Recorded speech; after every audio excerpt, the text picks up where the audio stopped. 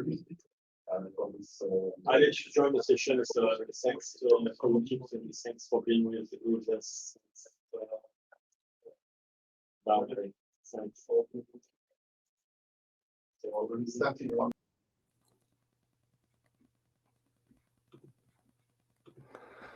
What happened? No. Voila. So I ended up in the wrong session. Really.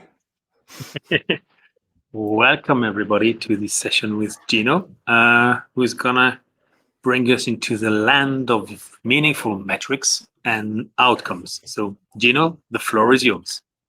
Thank you so much. So today I'm going to talk about how to get meaningful metrics. I'm going to share some of my lessons of where you can start and what you should avoid or what you should try to avoid. First of all, let me introduce myself. I'm Gino Marckx. This is how my mom calls me. I'm a business improvement consultant, a coach, a team builder, developer, and I'm active in and outside of the software development community in Toronto, in Canada. However, I'm originally in Belgium. I'm born and raised in Belgium. I'm from Leyden, next to Aalst. So, goedenamiddag, bonjour. But for me, it's good morning because I'm still in Toronto, of course. I wish I was there in person. I'm really passionate about making every team thrive, making them really work well together. And data analytics is a part of that, is a part of showing progress and a part of helping people understand where that progress is possible. I also want to know who you are. So when you see this little thing there on the right-hand side, I'm trying to get my mouse. Oh, I'm in the wrong screen here. You should see a poll popping up. Is that working? There you go. Yep.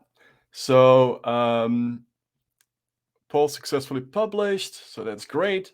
So you should see a poll popping up. Please let me know who you are, and then we can tailor the information a tiny bit to your needs as well. I'm going to use more polls throughout the session. Okay, great. I already see a couple of people responding. So one of the things that I need to tell you around this session is that we're going to focus on measuring team performance. And I'm even going to give you a couple of good delivery metrics that you can use and implement starting from, I guess it's going to be Monday, not tomorrow, given that we're Friday today. But the ideas and the techniques that we're going to discuss are universally applicable, not just for delivery metrics, not just for team performance. So let's close this poll and let's see who we have here in the room.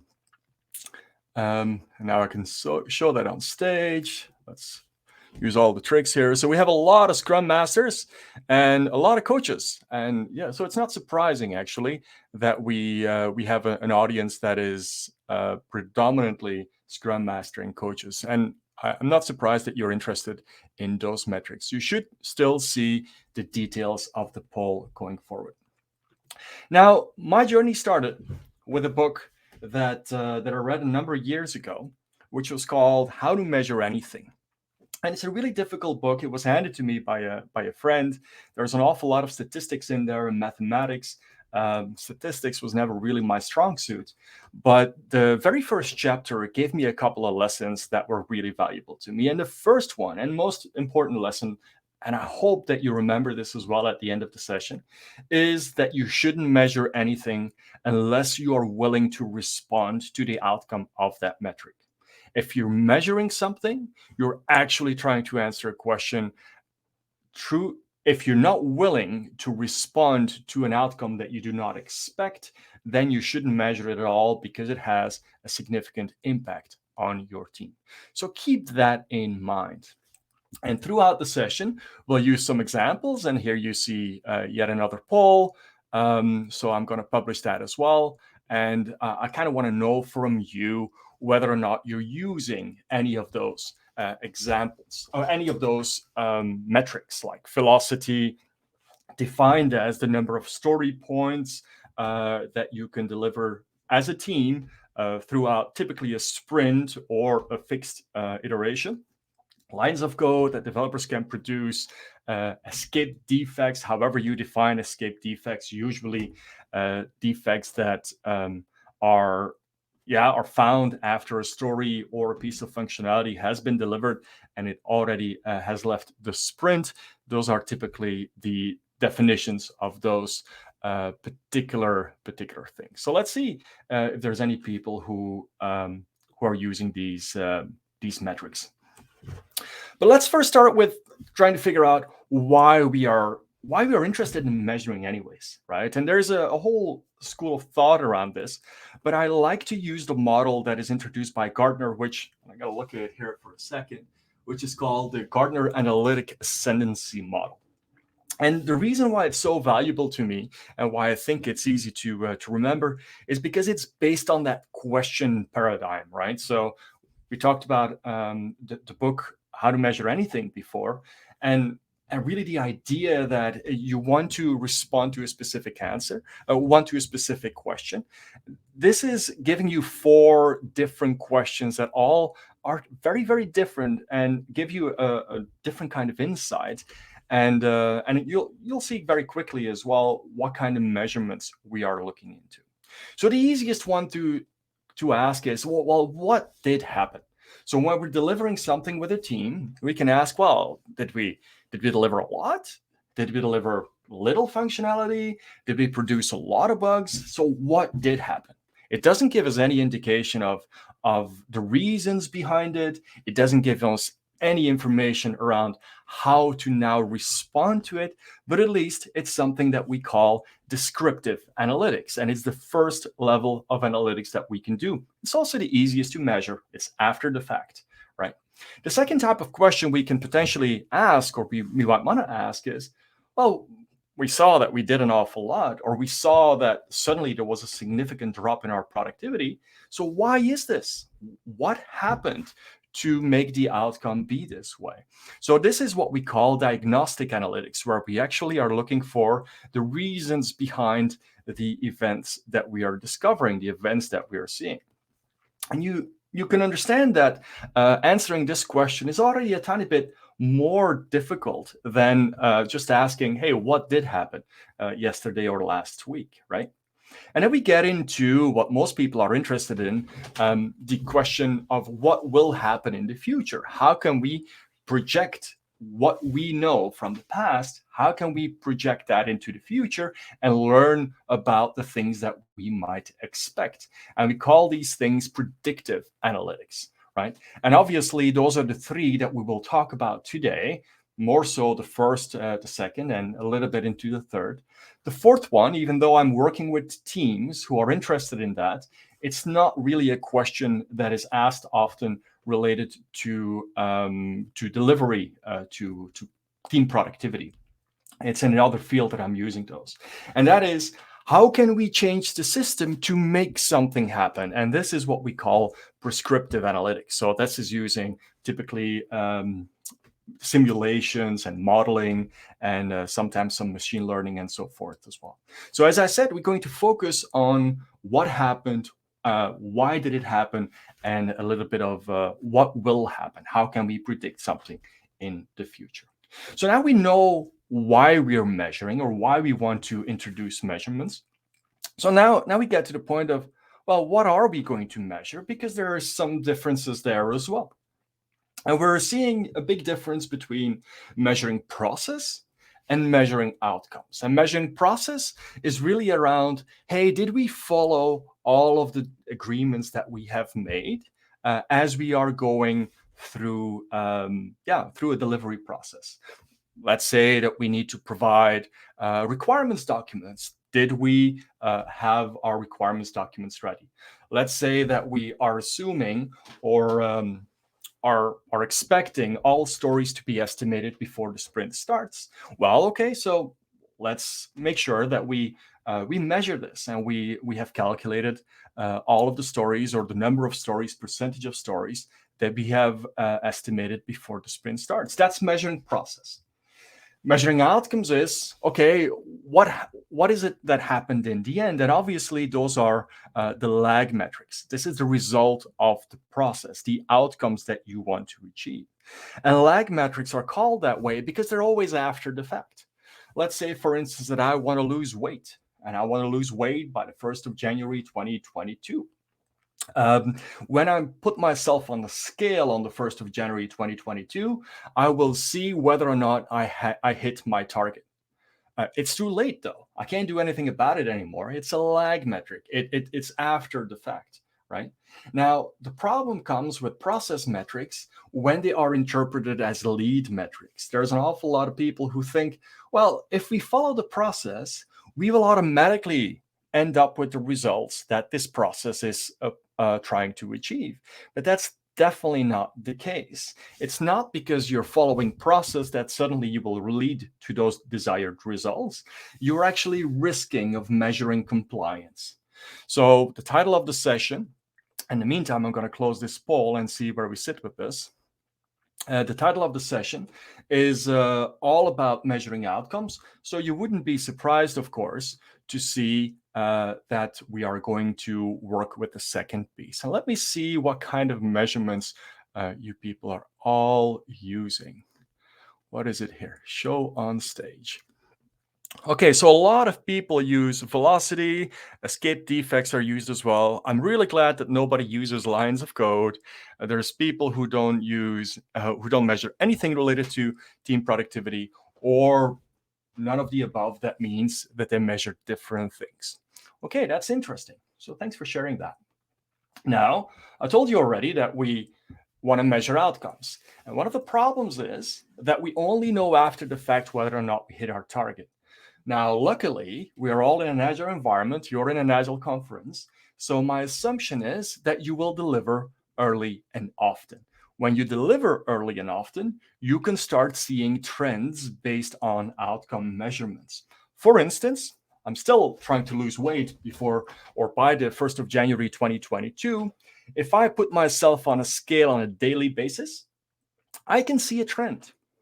Yes, I might not hit my 5 kilos that I want to lose by the 1st of January, but I can see whether or not I'm going a little bit up. Over time, I'm going a little bit down. One day will be a little bit more, the other day will be a little bit less. We'll see what happens, but we can actually see that trend, and that gives us confidence. That gives us confidence that we might achieve our target. So those lag metrics, when they are delivered, or when at least they are measured often, can give us more indication about whether or not we will hit our target as well. So looking at those examples, what are they now really measuring? Well, velocity is based on my understanding and also the understanding of the people that I'm working with, is, well, how much was actually done? How much did the team get done? That's what velocity is trying to tell us, right? And then we have lines of code, and that is, well, how hard do programmers work, right? And I'm glad that nobody, based on the poll, was measuring that. And then escape defects is trying to give us a sense of what the quality is of our application, of the service that we deliver, right? So these are kind of the questions that we're trying to answer right there. Now, of course, with every single technique that you introduce, there are some pitfalls. And I'm going to show you the last poll. And the last poll is something that don't immediately answer the question yet. Just listen to what these pitfalls are, and I will close it just before I go to the next session or to the next slide. So let me introduce 3 pitfalls for you. The first one is perverse incentives. And perverse incentives are incentives that you're giving for achieving a specific target, for achieving a specific metric, for doing well on a specific metric that actually achieves the opposite result, right? Perverse incentives. So what you're actually getting is your incentives are driving the opposite of what you're really after. That's what those things are. And we'll get some examples in a second.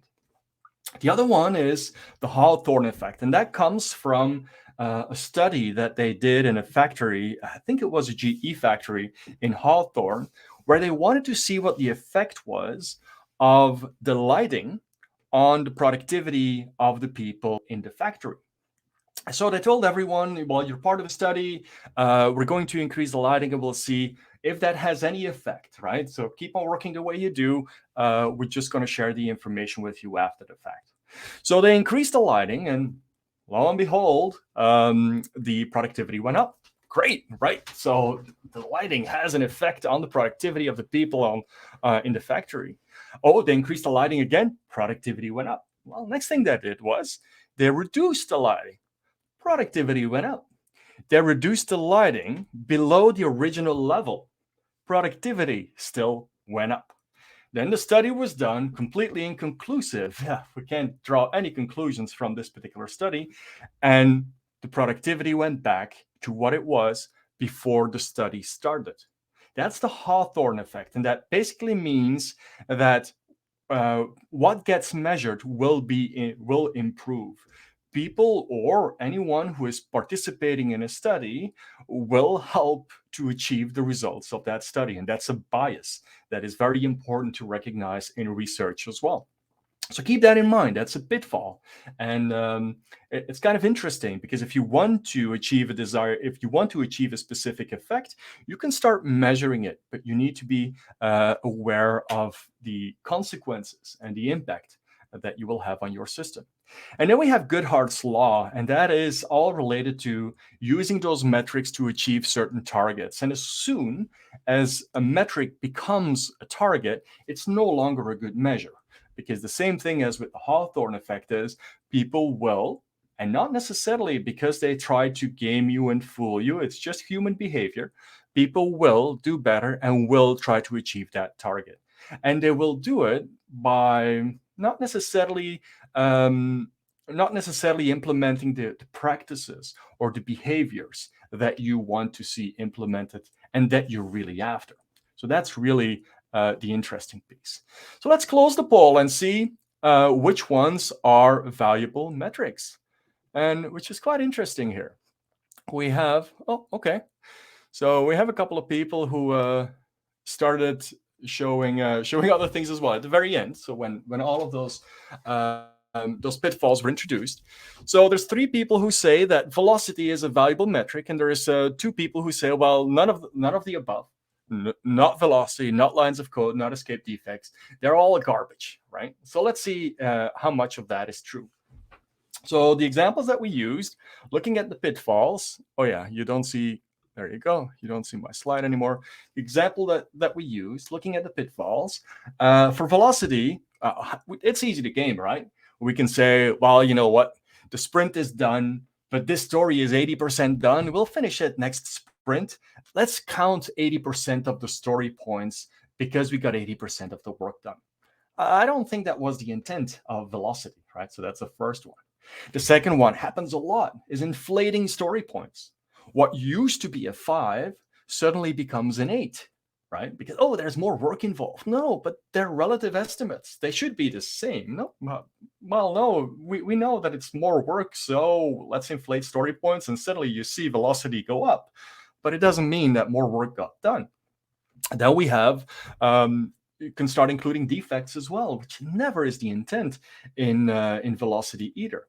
It doesn't give us any indication on what we can actually get done for the customer, right? So those are kinds of ways that velocity is basically gamed and makes it a very poor metric, to be quite honest.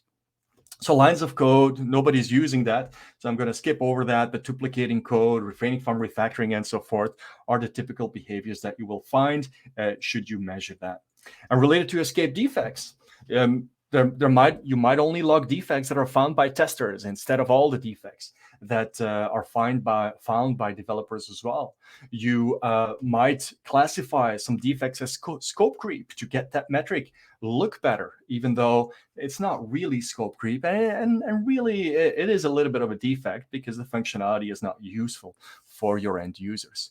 So those are some ways in which you can game those particular metrics and in which those metrics suddenly start losing their value. So that's kind of the problem that you're achieving there. So there's a way to go around this, and that is a technique that I learned from Pascal van Kouwenberghe, who is actually from Belgium. And he ran a workshop many years ago, because I moved to Canada in 2008. That was called, I believe, You Get What You Measure. And what we kind of did was we defined metrics on a specific table in a workshop, metrics that would be meaningful for the organization, based on a process that I'll introduce in a second. And then this metric was given to a next table or next breakout room, and people were basically gaming that metric. They were finding all creative ways to make that metric look good while achieving the exact opposite result, to make the metric around productivity look good while actually delivering less, or while not providing good quality, and so forth. So as people were gaming it, the next round we started to mitigate those risks that the gaming actions actually introduced. And we try to mitigate those particular effects. And we try to improve the metric by balancing it out with another metric, by making it a little bit more complicated to game. And this is how we kind of went around until we were comfortable that the metric would be meaningful, would not be so easy to game. So it's always a good strategy to, if you want to introduce metrics, to actually learn to actually do that workshop. And I see that Yves is on the call and that he remembers that workshop as well. So look at the chat, and then you'll see this too. He was there too. I do remember that. So a lot of these techniques that I just talked about, they are written down in a book which is called Escape Velocity. It's a few years ago that it came out. Doc Norton wrote it, and I got it from LeanPub, but you might get it from other places in the meantime as well. He saw an awful lot of problems with velocity, and there's some really good tips and tricks on which delivery metrics to introduce that would help your team. He also talks about those pitfalls. So definitely a book that you should pick up. But I want to suggest an alternative approach as well. Some of those are also described in that book that I just referenced. So the alternative approach around the process, and then also a couple of very concrete delivery metrics. But first, I want to start with a couple of guiding principles that I always use. And for me, those really help me to define metrics that are meaningful, valuable, and that do not interfere too much with the work that people are doing. The first principle is make sure that it doesn't take too much work to get the metric. Because if it does, you're going to interfere with the productivity of the team already in the first place, right? So if you want to measure productivity, make sure that people do not need to spend part of their productive time on generating data that leads to the metric, right? It seems like common sense. Well, I think it is. The second one is also important. Make sure that the metric can be trusted, that it's not some kind of number that needs to be manipulated and somebody needs to take an hour or two to try to turn it into a number that makes sense. Because as soon as a number can be manipulated, it cannot be trusted. It needs to come from a source that is objective, if you will.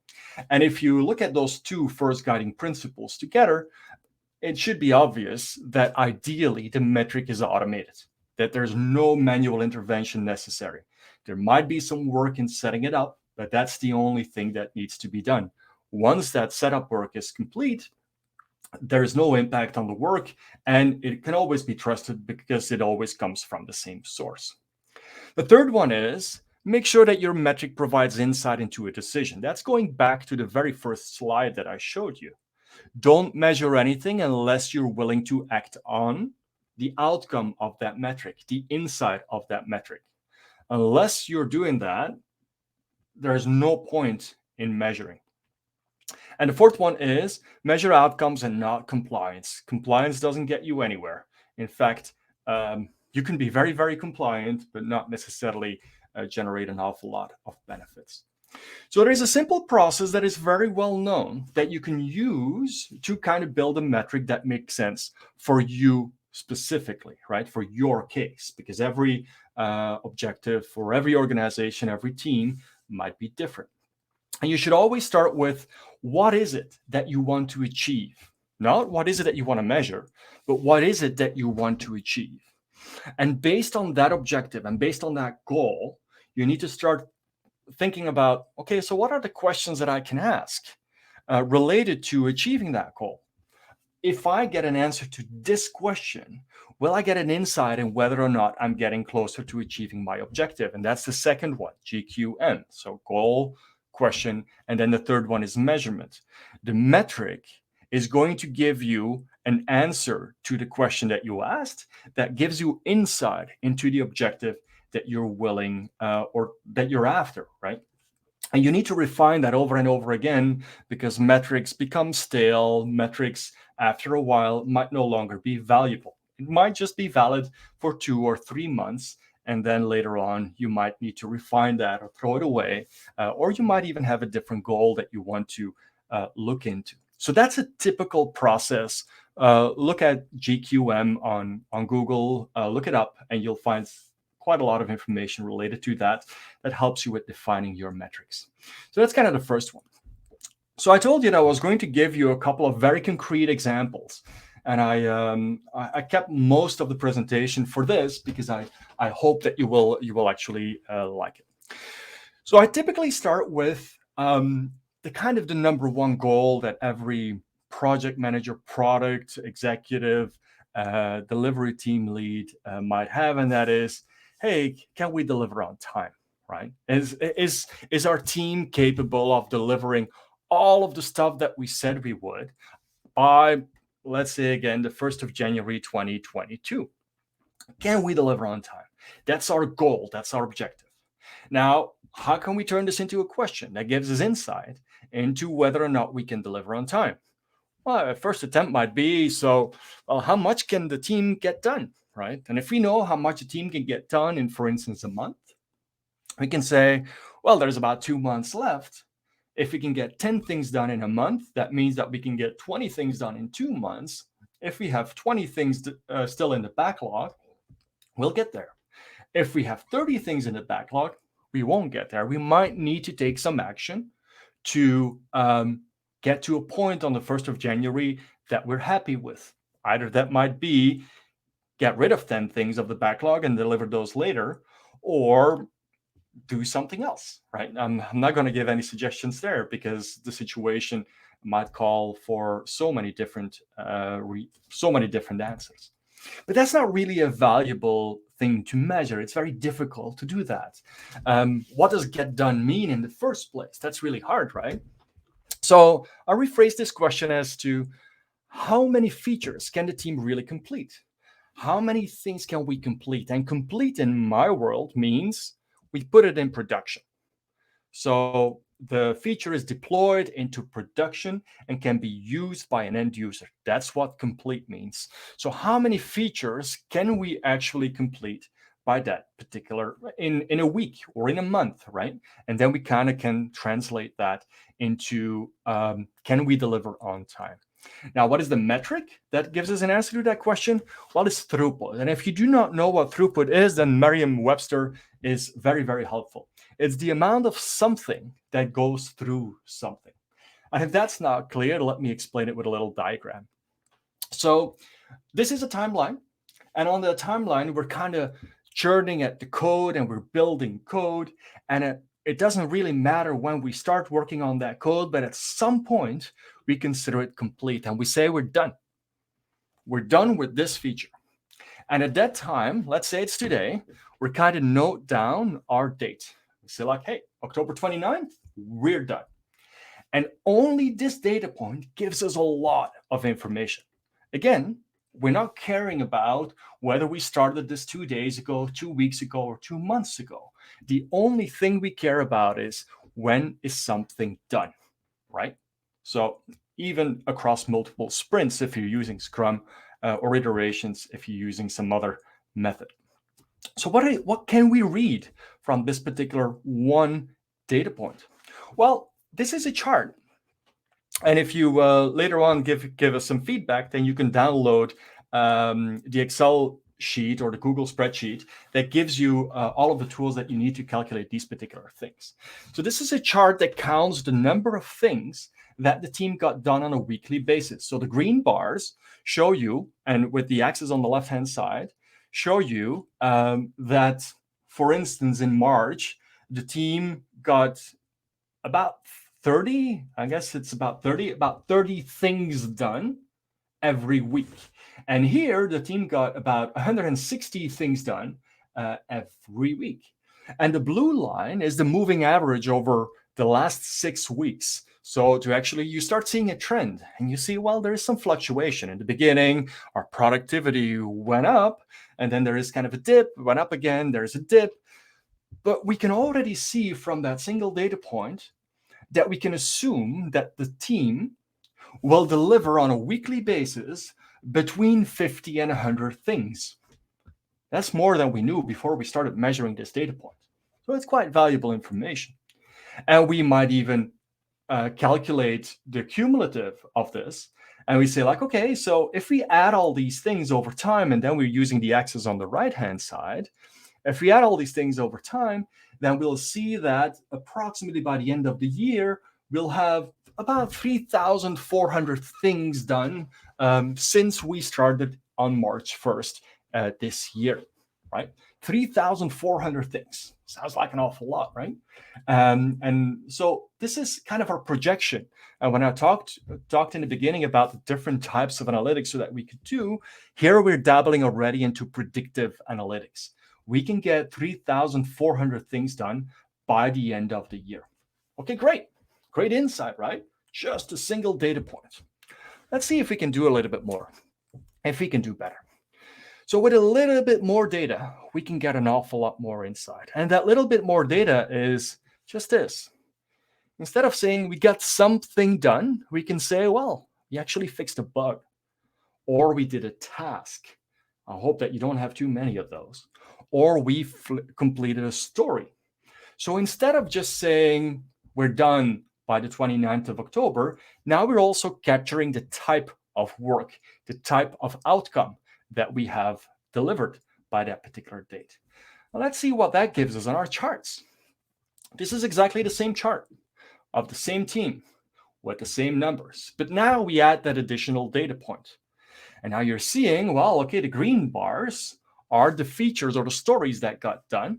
The red bars are the bugs that the team delivered or the team completed over that period of time. And there's so much more that you can already read from this. The first thing that I notice is there is lots of stories, few stories, lots of stories, few stories, lots of stories, few stories. Not surprisingly, this team is working in a 2-week cadence. And they are fairly early in their Agile transformation. And within their 2-week period, they're still working in a fairly waterfall way. That means the first week, they're starting an awful lot of stories. And the second week, they're trying to complete them all. And it's in trying to complete them all that they start building an awful lot of bugs in their product that they need to resolve in the next sprint. So when you now look at, you still see the moving average over all the complete things, but when you now look at the moving average of the stories alone, the functionality alone, suddenly there's so much more insight. And we're seeing, well, hang on, this is interesting. We're seeing a difference between somewhere in April, May. We see that the number of bugs that we start completing grows, but our stories remains approximately the same. And now we can say with quite a bit more confidence, well, our team is capable of delivering about 40 stories a week. And that is also when our quality keeps on being what it is today, right? So we will deliver all those bugs, but we'll also deliver about 40 stories a week. That's about our number. And when we then look at the cumulative of this, we could say, you know what? By the end of the year, we feel fairly confident that we can do about 1,600 stories in total since we started back in March. And then when you even add an additional piece of information, which is, well, our project right now, we've defined about 1,400 stories in total. And again, it's stories. It's not story points. That's a very big difference. It's individual stories. then we see that approximately around mid-November, we will be able to complete all the work that is still outstanding on our backlog. So that's quite interesting, isn't it, right? With just those two data points, one being the closing date, when is something complete, two is being the type of work that we have completed, we already get this tremendous amount of insight. And again, this is information that you can capture from the JIRAs, from any of those systems, but also just by counting the cards that you have moved through your physical board by the end of the week. Something interesting as well. You don't need to do Scrum to measure this particular metric. You can do this with Kanban as well. And in fact, you can do this with Waterfall too. It doesn't really matter as long as you know what you're measuring and it's consistent. Like, for instance, we are measuring when something is deployed into production, right? Make sure that you have an agreement on what that means. Because if you're measuring something when something is leaving the hands of the developers and you have a QA department who is taking care of quality afterwards, well, that might not give you meaningful numbers, and it might not give you the insights that you are looking for. So only 2 data points, and you're already getting this much information. Now, if you want to calculate those charts yourself, just give us some feedback. I'll show it in the end as well, so don't worry too much if you can't click on that link right now. But give us some feedback. You can download that chart just by adding the numbers. You get the same visuals. Plus, you'll get access to some of our blog posts as well that explain this even more. But I want to take you a step further, because 2 data points is not that much, right? So what can we add to get even more insight? So what's next? So for me, a next goal would be, well, I mean, we now know whether or not we can deliver on time, but so let's try to figure out how we can make sure that the promises that we make to our customers, that we can actually keep them. That our promises are informed by our data instead of by our gut feel, if you will, right? So what would be a question that we can ask? Well, the question in our case is, well, how long does it take now for a team to complete a feature as soon as they have started, right? So a customer asks us, hey, I really want that feature. By when can you get it done for us? Okay, so let's look at our data, and let's see how long historically it takes for a feature to be delivered. And if we start it right now, then we can deliver it by that time. So the metric there is cycle time. And to explain cycle time, I'll use the same diagram. And it just captures pretty much one single extra data point, which is, hey, we started working on this feature. And let's say the 18th of October, and we stopped working on that feature by the 29th of October, which is, I believe, 12 calendar days, including the 18th and the 29th, which is about 10 working days. So it takes us about 2 weeks to complete a feature on average. Or this particular feature, right? You need to calculate the average. So as soon as you have that information, and I need to use a little tool for this because it doesn't really work that well in Excel anymore as soon as you start adding this one. So this is our throughput chart. This is real data from a real team that gives us all the information, like the moving average here as well of stories. But I'm really interested in cycle time right now.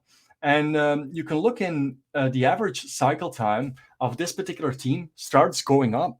That's probably a really bad sign, right? You even see that the cycle time of bugs start going up as well. So it becomes more complicated for people to find the root cause of their issues and to solve it. So that's really a bad evolution. And this tool only uses 3 data points. The first one being, when did something get started? The second one being, when is something finished? The third one being, what is the type of work that we worked on? And we're looking at work in progress as well. And when you look at work in progress, you see that the team starting more work versus completing more. And you see that there's a correlation between the cycle time here the cycle time that starts going up. The team starts taking longer and longer and longer to get something complete, and the work in progress that the team is working on. So they started working on many more things, which also makes those things take longer to complete. So all of that is captured with only 3 data points. And if you're really adventurous, you can even start calculating failure demand, which is the amount of time, which is the gray area, the amount of time that people of their productive time are spending on dealing with quality issues. All of this can be captured from that alone, and how to calculate those is explained in our blog posts that you'll get when you give us some feedback. Okay, so are there any standards? Yeah, there are standards, and actually this is the best standard that I would recommend to use, and they are the DORA metrics. They come from the DORA, the DevOps Research and Assessment Institute. And pretty much what these people have done, and it's currently an organization that is part of Google, what these people have done is they've reached out to an awful lot of organizations, they've given them some metrics to measure, and they've assessed their productivity, and then they looked at, okay, so which metrics are a good indication of how mature these organizations are. And from all of that data, they collected 4. And I believe they, in the meantime, have introduced a 5th one, but I'll stick with these 4 for now. So 2 are related to throughput, and 2 are related to the stability of your service, of your product that you're building. And the 2 that are related to throughput are deployment frequency. How many times a day, a week, a month are we putting new functionality into production? Remember that this is deployment frequency, does not mean release frequency. It is how many times does new code end up into production. That does not mean that that code is usable by the end user, because it might be hidden behind the feature toggle, right? So it's deployment frequency. And then also the second one that gives you an indication of throughput is lead time to deployment. And that is the time since let's say I'm a developer and I put new code into the Git repository or any source code management system you use, how long does it take for that code to be deployed into production? So those are the 2 metrics that are used to give an indication of throughput. Related to stability, it's all about how well is my service responding? What is the quality of that service? Because you can do this really, really fast, but if the quality is poor, your customers are not going to be happy either, right? So change failure rate is every single time that you deploy something in production, how many of those times did you introduce a problem? Did the service go down, that you introduced a bug, whatever it might be? And then the other one is, how long does it take once we've introduced a problem to recover from that particular situation? So I believe that Google, in the meantime, open sourced a tool that allows you to capture those particular metrics, build it into the pipeline, into your delivery pipeline, and get those metrics automatically. These are outcome metrics. They're measured at the very end, and they can't be gamed. They're completely automatically captured. And I believe that the project is called 4 Keys. If you don't find it, reach out to me and I'll look it up and I'll send it to you. We are using these metrics in a big organization that I'm working with right now, a large bank, and it's quite interesting. So we are deploying in production code on a daily basis, and for a large bank, so one of the largest banks in Canada. And we have multiple situations where when there is a bug, that we have the resolution of the bug an hour after the bug has been found and actually deployed into production, tested, everything. So this is something that you can achieve. It takes a long time though. We didn't get there overnight, but it's something that you can achieve. And I would encourage you to start measuring those metrics, because they're really outcome metrics and they make an awful lot of sense. I want you to remember 3 things from this session. And hopefully, and even if you remember only one of the 3 things that are on this list, then I hopefully it was valuable to you. The first thing is the first slide that I started with. Only measure what you're willing to act on. Do not put effort into measuring things that you're not willing to change. That's one. That's really, really important. The second one is measure outcomes and just make sure that you get those outcomes on a regular basis. Don't measure something every month. Don't measure something every six months. It takes too long. The feedback loop is too long. You don't have any information to actually improve. Measure something regularly. If your sprint is 2 weeks long, try to measure something every week. As you saw, as you noticed, you get more information, richer information that you can analyze to help your team understand how to improve. You also get what you measure, so be very careful on the metrics that you share with your team. Also be very careful as an organization on the metrics that you put on your teams, on the that you ask them to measure, because those metrics will improve. But it might not be for the reasons that you were after, right? So these are the 3 lessons. If you picked up any one of those 3, then hopefully that was a valuable session. Again, leave us some feedback, and you can download all these tools that I showed and get some insight into more background information around those metrics. And the floor is open for questions if we still have some time.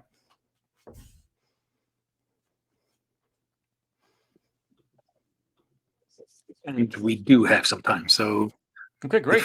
Open for questions. So you can either shoot your questions in the chat or in the Q&A, and Gino will answer. Yeah.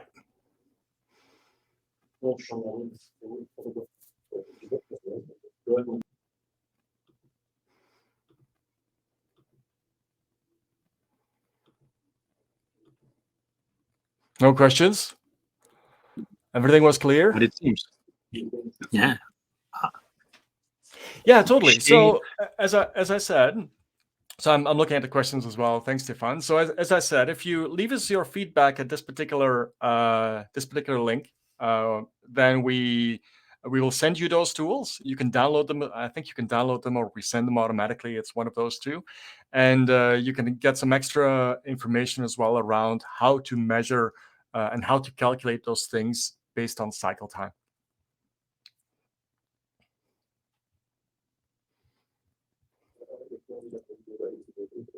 Don't worry, we're not spamming anyone.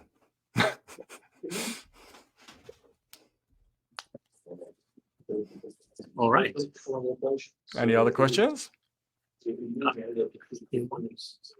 Yeah, so the tool that you just saw, which is Socrates Insights, that is plugged into Jira, but we can plug into any tool where we can capture the start date of something, the end date of something, and the type of work that we're doing. So if you're working with GitHub and GitHub projects, you can plug in with that just as well.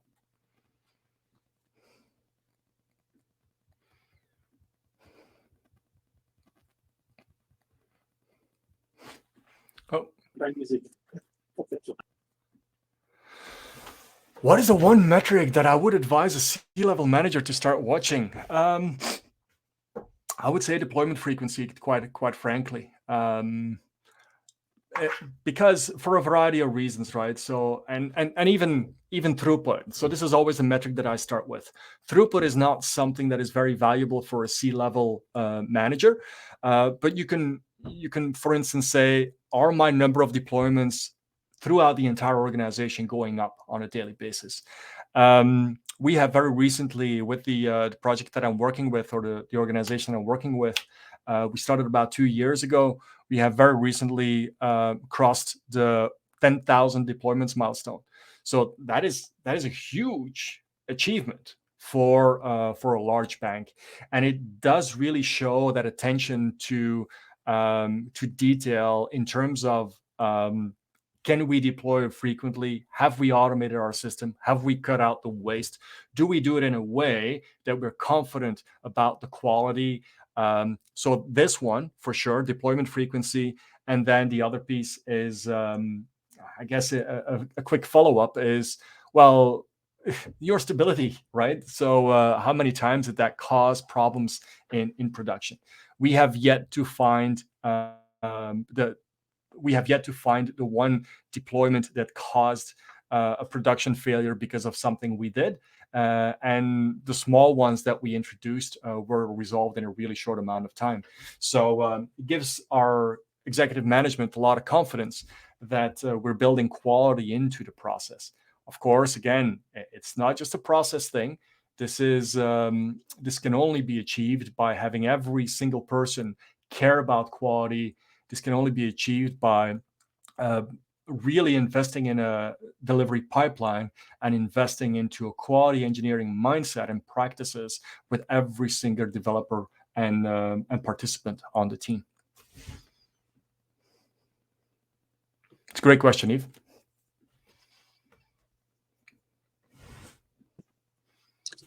All right. So we haven't got any more questions. Thanks very much for being with us today, Gino.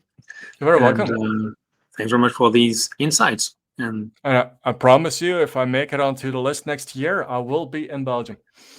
That'd be great. You'd be more than welcome over here. All right. Thanks, everybody. Enjoy the upcoming sessions that are coming in 10 minutes. Yep, I hope this was valuable. I'll leave the link in the chat as well. So, and you can download the slides from there too. Okay, take care, everyone. Thanks for attending. Bye-bye.